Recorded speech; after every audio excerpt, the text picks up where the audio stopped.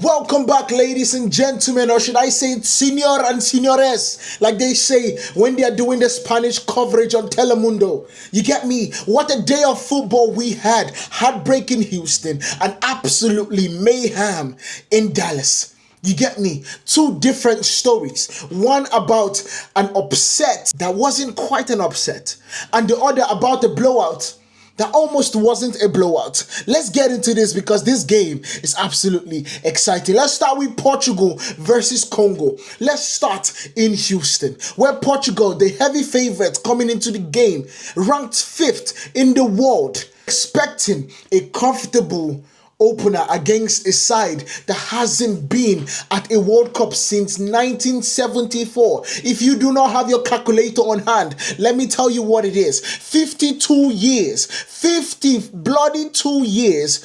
That's not a gap. That's a generation and a half. That's someone's lineage literally going through it and getting another name in that situation, another DNA at this point.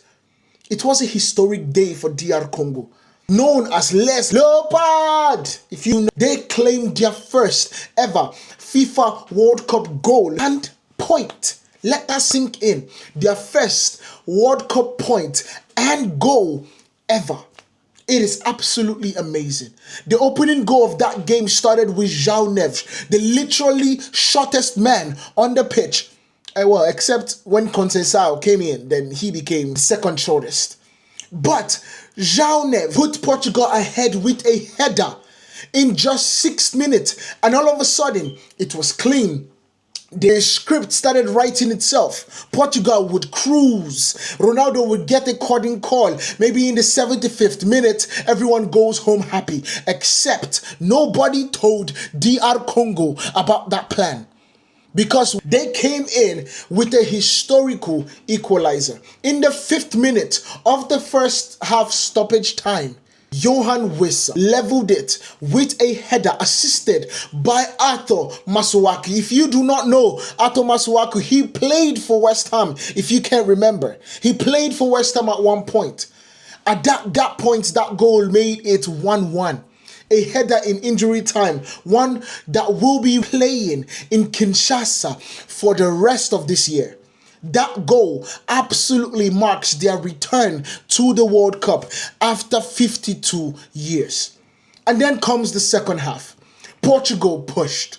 They had corners, they had chances. Bruno Fernandes pulled a left foot strike that was just wide from 20 yards, but the Congolese goalkeeper Mpasi was commanding. DR Congo backline held firm, crowded the box and ran out the clock. And the verdict in this situation is quite simple. Portugal will be frustrated, of course. They should be. You go up in 6 minutes and still can't close out a side ranked 56th in the world. That's a problem. But credit where credit is due. DR Congo didn't just survive, they earned a point. Their World Cup story is just getting started. That right there is Portugal 1 versus Congo 1. And then we go to the game 2, which is England versus Croatia. This is the game that every single English person has been waiting for. For 16 days, they have been waiting for this game. And now this one. If Portugal versus Congo was a slow burn thriller, England versus Croatia was fireworks. Show that had a short fuse. It was just rah. And Croatia have history. In 2018 World Cup semi-final, Croatia broke English hearts in extra time. The 2021 Euros, England took revenge, and now in 2006, they meet again. England won their opening World Cup fixture for the 3rd tournament running.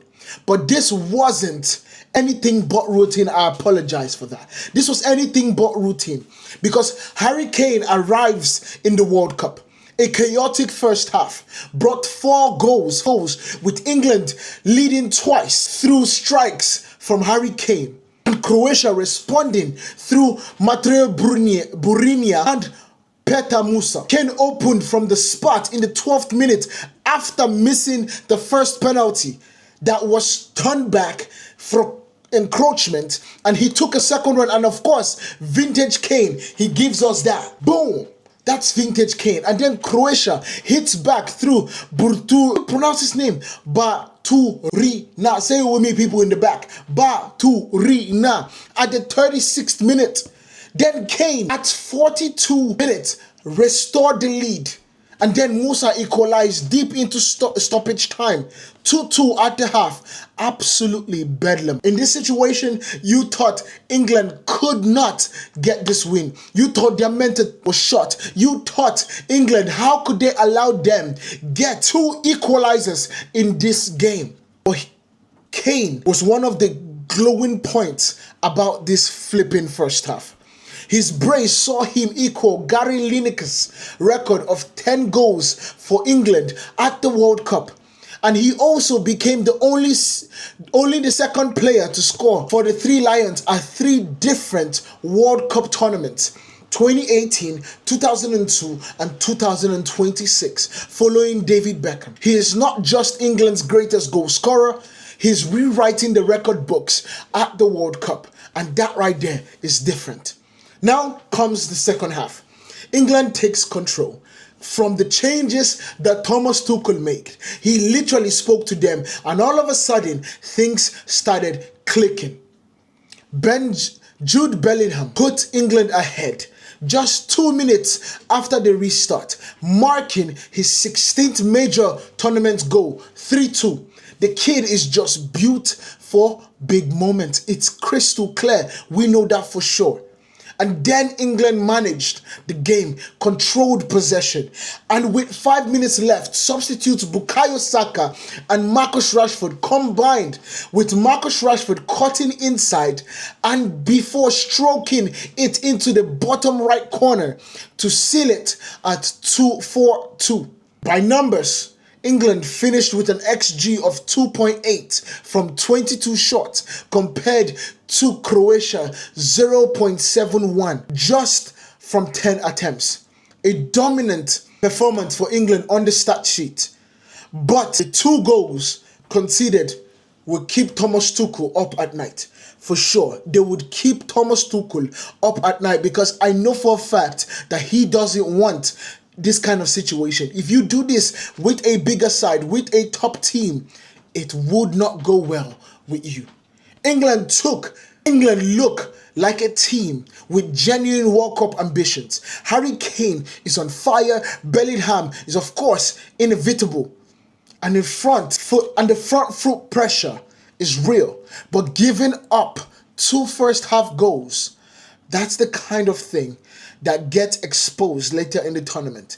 Tuchel won't be popping any champagne tonight. He will be watching tape and absolutely be making things known in the team. 2 matches, 2 complete different stories. Portugal reminded us that no one gets a free pass at the World Cup, not even Cristiano Ronaldo's side. And England's reminded Croatia and the rest of the world that 4-2 wins can hide just as many problems as they solve. The group stages are still heating up. Stay locked in. Stay connected to Pillar Sport. Hit that subscribe button, hit that follow button, and I'll see you guys in the next one. Peace.